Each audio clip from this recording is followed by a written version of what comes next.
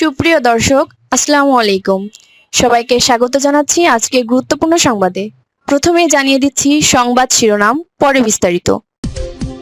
গুলশনে ১৯৬ নম্বর বাড়িতে জুবাইদা ও জাইমা রহমান।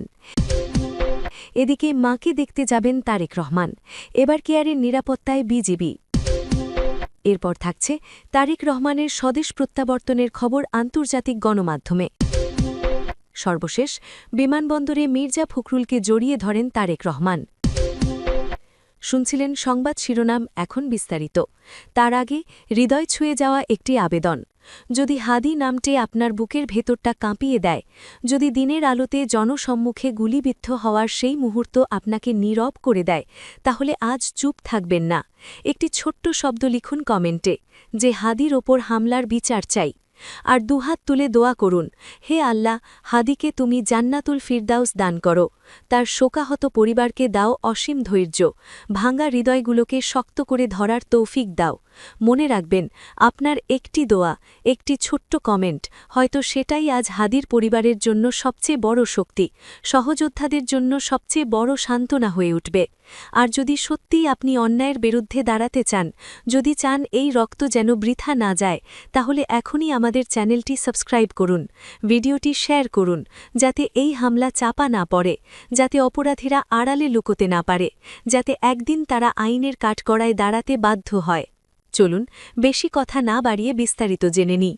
গুলশনে ১৯৬ নম্বর বাড়িতে জুবাইদা ও জাইমা রহমান।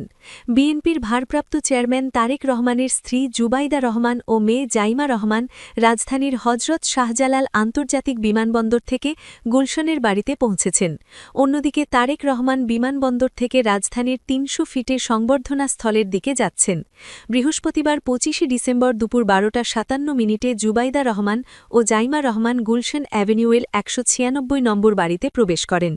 এ সময় জাইমা হাত নেড়ে উপস্থিত বিএনপি নেতাকর্মীদের শুভেচ্ছা জানান। ১৯৬ নম্বর বাড়িটির অবস্থান বিএনপি চেয়ারপারসন খালিদা জিয়ার বাসভবন ফিরোজার পাশে। সেখানে পুলিশ, বর্ডার গার্ড বাংলাদেশ এবং র্যাপিড অ্যাকশন ব্যাটালিয়ন র্যাব মোতায়েন করা হয়েছে। আশেপাশের রাস্তাগুলোতে যান চলাচল নিয়ন্ত্রণ করা হয়েছে। এর আগে তারেক রহমানকে বহনকারী উড়োজাহাজটি বেলা ১১টা ৪০ মিনিটে ঢাকার হজরত শাহজালাল আন্তর্জাতিক বিমানবন্দরে অবতরণ করে। ইমিগ্রেশন প্রক্রিয়া সম্পন্ন করার পর বিমানবন্দরের ভিআইপি লাউঞ্জে প্রথমে ফুল দিয়ে তারেক রহমানকে স্বাগত জানান দলের মহাসচিব মির্জা ফখরুল ইসলাম আলমগীর। পরে বিএনপির ভারপ্রাপ্ত চেয়ারম্যান মির্জা ফখরুল ও স্থায়ী কমিটির সদস্যদের সঙ্গে একে একে আলিঙ্গন করেন। এছাড়া উপস্থিত নেতাদের সঙ্গে কুশল বিনিময় করেন তিনি। পরে তারেক রহমানকে ফুলের মালা দিয়ে বরণ করেন তার শাশুড়ি। এ সময় তার সঙ্গে ছিলেন স্ত্রী জুবাইদা রহমান ও মেয়ে জাইমা রহমান এবং দেশে থাকা পরিবারের অন্য সদস্যরা।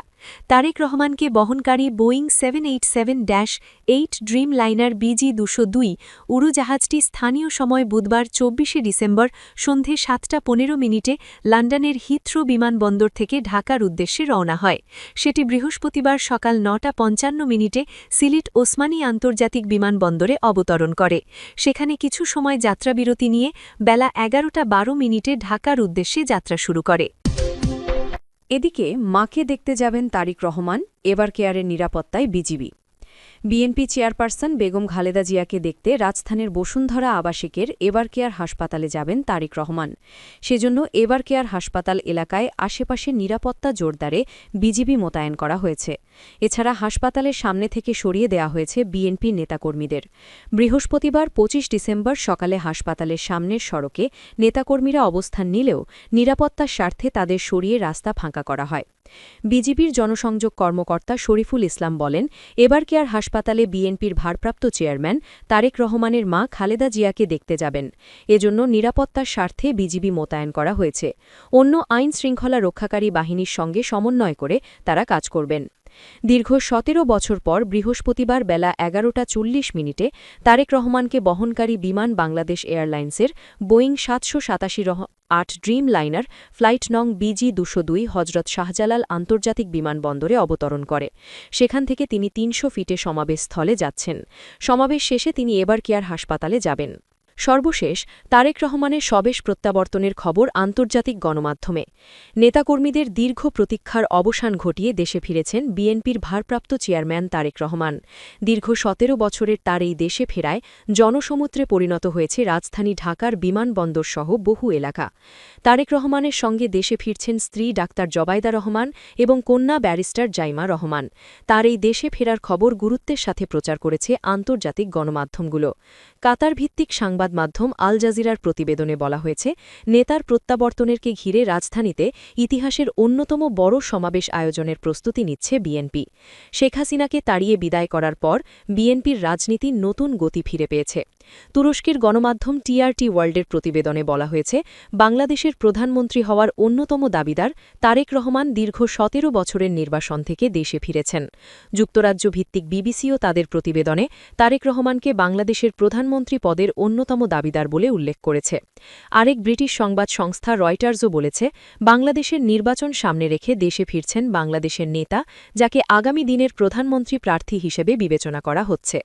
ভারতের গণমাধ্যম এনডিটিভি লিখেছে, ১৭ বছর পর স্ত্রী কন্যাকে নিয়ে দেশে ফিরলেন তারেক রহমান, সাথে ফিরল তাদের পারিবারিক বিড়ালও। ফরাসি বার্তা সংস্থা এএফপি লিখেছে, দেশের অন্যতম শক্তিশালী রাজনৈতিক দল বিএনপির শীর্ষ নেতা তারেক রহমান বৃহস্পতিবার ঢাকায় পৌঁছেছেন। ৬০ বছর বয়সী তারেক রহমান ২০০৮ সালে রাজনৈতিক নিপীড়নের পর দেশ ছেড়ে লন্ডনে বসবাস শুরু করেন। এছাড়াও বিশ্বের আরব নিউজ, ডন, জিও নিউজের মতো আরও অনেক গণমাধ্যমে তারেক রহমানের ঐতিহাসিক স্বদেশ প্রত্যাবর্তনের খবর প্রকাশ করা হয়েছে। গণমাধ্যমগুলোর বিবরণে তারেক রহমানের এই ফেরাকে বাংলাদেশের রাজনীতির নতুন সূচনা হিসেবে চিত্রায়িত করা হয়েছে।